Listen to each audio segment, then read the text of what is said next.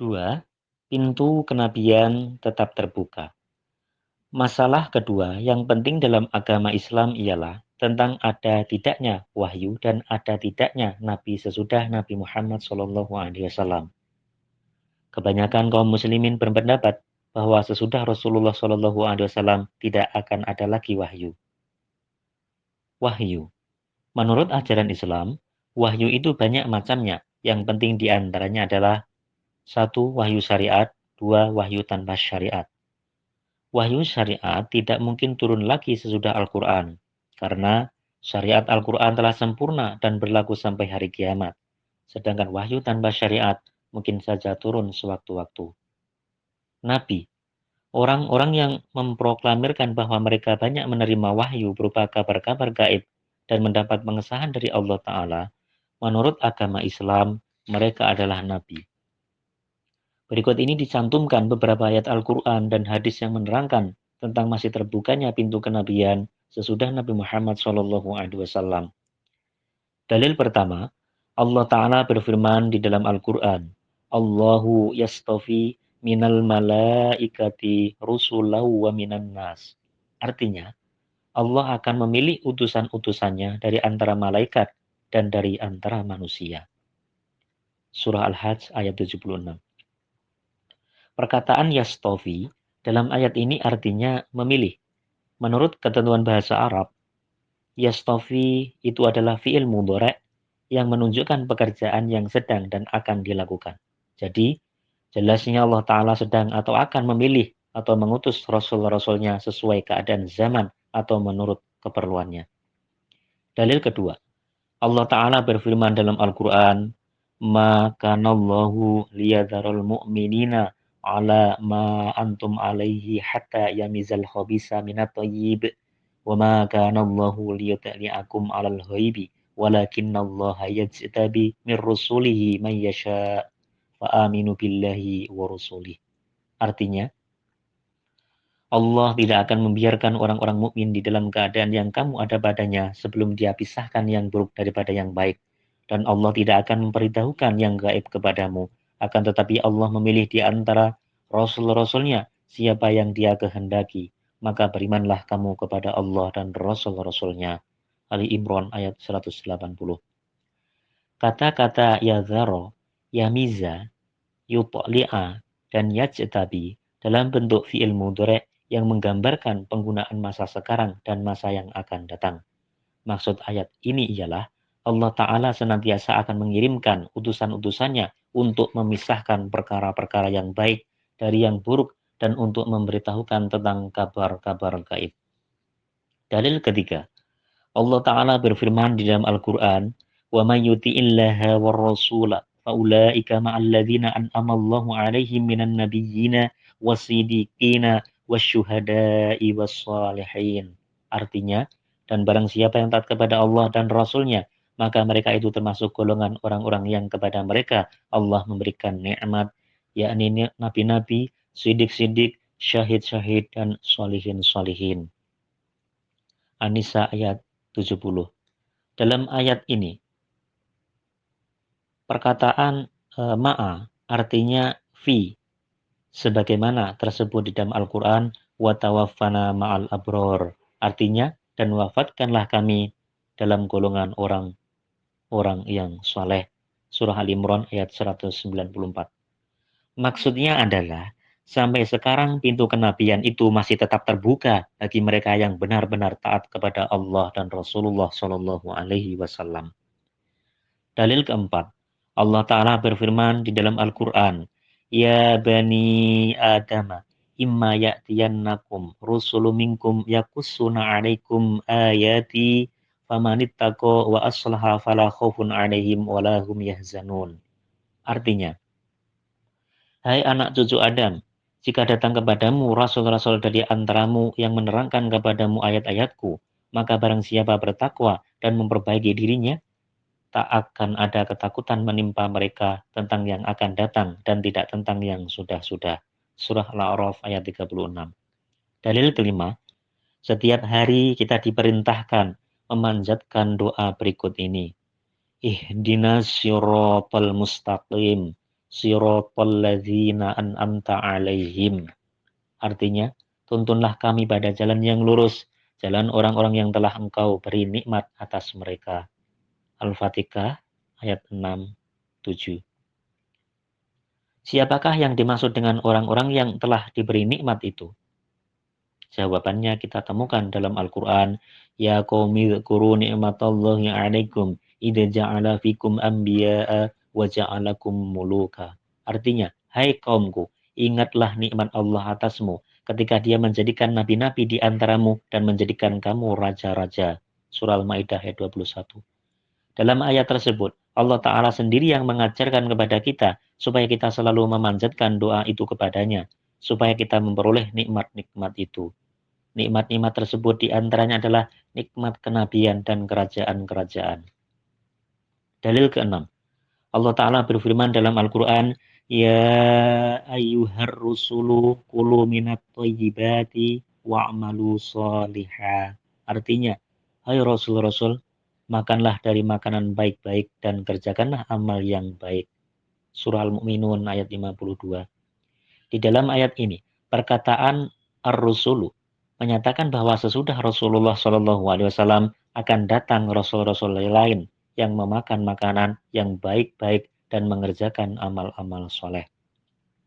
Dalil ketujuh, Allah Ta'ala berfirman di dalam Al-Quran, وَلَقَدْ ضَلَّ قَبْلَهُمْ أَكْثَرُ الْأَوَّلِينَ وَلَقَدْ أَرْسَلْنَا فِيهِمْ مُنذِرِينَ. Artinya, dan sesungguhnya telah sesat sebelum mereka sebagian besar dari orang-orang dahulu, dan sesungguhnya telah kami utus para pemberi peringatan, rasul-rasul di kalangan mereka. Surah As-Saffat ayat 72 dan 73. Ayat ini menjelaskan, apabila di dunia kesesatan dan kemungkaran telah merajalela, maka Allah Ta'ala akan senantiasa mengirimkan utusan-utusannya. Dalil ke-8. Allah Ta'ala berfirman dalam Al-Quran, وَمَا كُنَّا مُعَذِّبِينَ حَتَّى نَبْعَثَ رَسُولًا. Artinya, dan kami tidak akan menurunkan azab sebelum kami mengutus seorang Rasul. Surah Bani Israel ayat 16. Di zaman ini, Allah Ta'ala telah sedang dan akan menurunkan azab besar. Di antaranya adalah Perang Dunia I, Perang Dunia II, Perang Korea, Perang Vietnam, Perang Timur Tengah, Perang Teluk, Perang Balkan, dan berbagai macam bencana alam. Apakah ini tidak mengandung arti bahwa di zaman ini Allah Ta'ala telah mengutus seorang Rasulnya? Dalil ke-9. Allah Ta'ala berfirman di dalam Al-Quran, Al-yawma akmaltu lakum dinakum wa atmamtu 'alaikum ni'mati wa raditu lakumul Islam dina. Artinya, pada hari ini telah kusempurnakan untuk kamu agamamu dan telah kucukupkan atasmu nikmatku dan telah kuridhoi Islam sebagai agama bagimu. Oleh karena agama Islam itu paling lengkap dan sempurna, maka para pengikutnya pun harus mendapat derajat rohani yang paling tinggi, yakni kedudukan nabi-nabi. Dalil ke-10. Di dalam hadis Ibnu Majah disebutkan, lama mata Ibrahimu ibnu Rasulillahi sallallahu alaihi wasallam, Rasulullahi sallallahu alaihi wasallam, wa qala inna lahu murdi'an fil jannati walau asya lakana siddiqon nabiyan. Artinya, ketika Ibrahim ibnu Rasulullah sallallahu alaihi wasallam wafat, beliau sallallahu alaihi wasallam menyembahyangkan jenazahnya. Kemudian beliau bersabda, sesungguhnya di surga ada yang menyusukannya, dan kalau usianya panjang, ia akan menjadi nabi yang benar. Kewafatan putra Rasulullah Shallallahu Alaihi Wasallam itu terjadi pada tahun ke-9 Hijriah, sedangkan ayat khataman nabiin sudah turun pada tahun ke-5 Hijrah. Nah, seandainya khataman nabiin maksudnya menggambarkan bahwa Nabi Muhammad Shallallahu Alaihi Wasallam adalah nabi penutup dan nabi terakhir dan tidak akan ada lagi nabi sesudah beliau, tentu beliau Shallallahu Alaihi Wasallam tidak akan bersabda demikian. Jika Ibrahim usianya panjang, ia akan menjadi nabi yang benar. Dalil ke-11.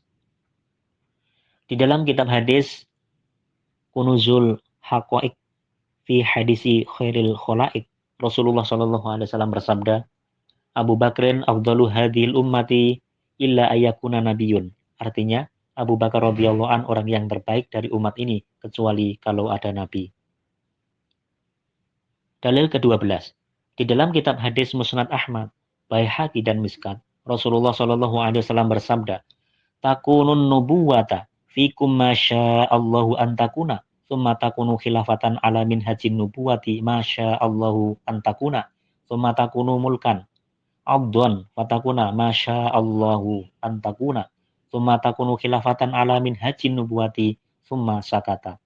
Artinya, akan terjadi nubuat sampai waktu yang disukai Allah, kemudian akan terjadi khilafat seperti dalam nubuat sampai waktu yang dikehendaki Allah, kemudian akan terjadi kerajaan yang lalim sampai waktu yang disukai Allah, kemudian akan terjadi khilafat dalam nubuat. Kemudian beliau Shallallahu Alaihi Wasallam berdiam diri. Menurut hadis tersebut akan terjadi beberapa zaman. Pertama ialah zaman Rasulullah Shallallahu Alaihi Wasallam, kedua zaman para khalifah beliau Shallallahu Alaihi Wasallam, ketiga zaman raja-raja dalam umat Islam, keempat zaman sekarang yaitu zaman kenabian Hadrat Mirza Ghulam Ahmad alaihi salam dan para khalifah setelah beliau alaihi salam. Permasalahan, orang-orang yang percaya bahwa sesudah Nabi Muhammad Shallallahu Alaihi Wasallam tidak akan ada lagi nabi, memaparkan ayat-ayat Al-Quran berikut ini. Makana Muhammadun aba ahadim mirrijalikum walakin Rasulullahi wa khataman nabiyyin. Artinya, Muhammad itu sekali-kali bukanlah bapak dari seorang laki-laki di antara kamu, tetapi dia adalah Rasulullah dan khataman nabiyyin. Surah Al-Ahzab 41. Jawaban, perkataan khataman nabiyyin itu mengandung 3 arti. 1. Jika kata khatam diidofatkan atau dirangkai dengan kata benda jamak, maka artinya adalah yang afdol, paling sempurna, yang paling baik. Maka khotaman nabiyin artinya adalah yang paling baik dari sekalian nabi. Arti kata khotam adalah cincin, sebagaimana cincin itu dipakai untuk perhiasan. Begitu pula Nabi Muhammad SAW merupakan perhiasan bagi sekalian nabi. Arti kata khotam adalah stempel atau cap. Kata ma yukhtamu bihi artinya yang distempel. Dalam konteks tersebut, ayat itu bermakna Nabi Muhammad SAW adalah stempel bagi sekalian nabi. Dengan stempel pengesahan dari Nabi Muhammad SAW, kita mengetahui kebenaran semua nabi. Tentang arti kata khotam, ini baiklah saya jelaskan lagi dengan mengutip beberapa hadis. Inni maktubun indallahi khotamun nabiyyina wa inna adama lamujadilun bainal ma'i watin.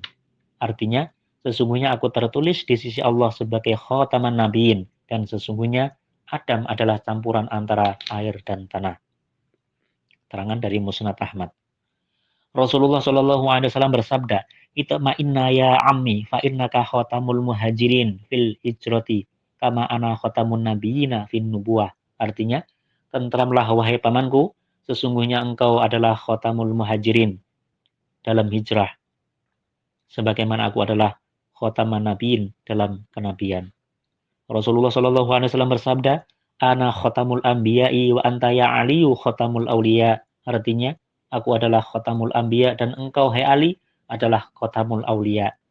Dalam ketiga hadis tersebut jelas, perkataan khotam tidak dapat diartikan penutup. Sebagai contoh, jika Ali dikatakan penutup para wali, berarti tidak boleh ada wali lagi setelah Ali radhiyallahu an. Sedangkan dalam kenyataan, banyak sekali wali yang datang setelah masa Ali radhiyallahu an. Permasalahan, banyak orang percaya bahwa tidak akan ada lagi nabi sesudah Nabi Muhammad SAW karena berpegang pada hadis la nabiyya ba'di, tidak ada lagi nabi sesudah aku. Jawaban, Mahyuddin Ibnu Arabi dalam kitabnya Futuhatul Makkiyah menuliskan, hadza makna qoulihi sallallahu alaihi wasallam, innar risalata wan nubuwata qadin taqata'at fala rasula ba'di wala nabiyya ay la nabiyya yakunu ala syar'in yukhaliqu syar'i. Artinya, inilah arti dari sabda Rasulullah SAW. Sesungguhnya risalah dan nubuat sudah terputus, maka tidak ada rasul dan nabi yang datang sesudahku yang bertentangan dengan syariatku. Apabila ia datang, ia akan ada di bawah syariatku. Rasulullah SAW bersabda, "Idza halakal kisra, idza halaka kisra fala kisra ba'dahu wa idza halaka qaisaru fala qaisaru ba'dahu." Artinya, apabila binasa Kisra, raja Persia, maka tidak ada Kisra sesudahnya, dan apabila binasa Kaisar, raja Roma, maka tidak ada Kaisar sesudahnya. Maksud hadis ini ialah tidak akan ada lagi Kisra dan Kaisar seperti atau semacam Kisra dan Kaisar di zaman Rasulullah SAW. Seperti itu pula dapat dikatakan bahwa nabi-nabi akan datang lagi, tetapi tidak seperti Nabi Muhammad SAW yang membawa agama maupun syariat baru. Penjelasan, kami beriman bahwa Nabi Muhammad SAW adalah khotaman nabiyyin. Dalam arti, beliau adalah nabi yang paling mulia. Di dalam satu riwayat, beliau SAW mengatakan, aku nabi yang terakhir. Di situ beliau juga bersabda, masjidku adalah masjid yang terakhir. Maksudnya adalah, masjid beliau adalah masjid yang paling mulia di antara sekalian masjid yang ada di muka bumi ini. Sebagaimana hanya setelah pembangunan masjid beliau SAW di Madinah, tetap saja ada masjid-masjid lain yang dibangun di berbagai tempat di dunia ini. Maka seperti itu pula lah, sesudah kenabian Rasulullah SAW, nabi lain masih bisa datang yang berstatus sebagai nabi pengikut dan sebagai pembaharu agama Islam, bukan sebagai nabi yang membawa syariat atau ajaran baru. Hadis tersebut lengkapnya adalah sebagai berikut. Inni akhirul anbiya'i wa inna masjidi akhirul masajid. Artinya, aku adalah nabi yang terakhir dan masjidku adalah masjid yang terakhir. Keterangan dalam Sahih Muslim. Jelaslah berdasarkan ayat-ayat Al-Quran dan hadis Rasulullah SAW tersebut di atas terbukti bahwa pintu wahyu dan kenabian masih tetap terbuka. Tegasnya, Allah Ta'ala masih akan terus menurunkan wahyu-wahyunya dan senantiasa akan mengutus nabi-nabinya.